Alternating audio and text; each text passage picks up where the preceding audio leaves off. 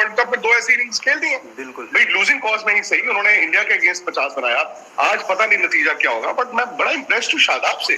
शादाब इतना तेज खेल गए, फिर इफ्तिखार पे, हालांकि अभी एंड में शायद अस्सलामुअलैकुम वरहमतुल्लाहि वबरकातुहू। इफ्तिखार अहमद का लंबा तरीन छक्का सोशल मीडिया पर बड़ी तेजी के साथ वायरल हो चुका है। T20 वर्ल्ड कप के बाद पाकिस्तान टीम के अक्सर बल्लेबाजों को निकाल दिया जाएगा।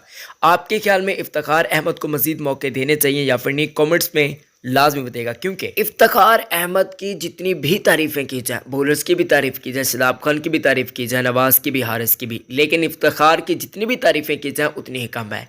इस T20 वर्ल्ड कप के अंदर 106 मीटर का बहुत ही बड़ा बुलंद वाला छक्का मारने में कामयाब हो चुके हैं इफ्तिखार अहमद, और इस पूरे इवेंट के अंदर पाकिस्तान की तरफ से सबसे ज़्यादा 50 रन बनाने का एजाज भी इनके पास आ चुका है। एवरेज भी इनकी ज़्यादा है और स्ट्राइक रेट भी इनका ज़्यादा है पाकिस्तान की तरफ से, तो बहुत अच्छी बात है भाई।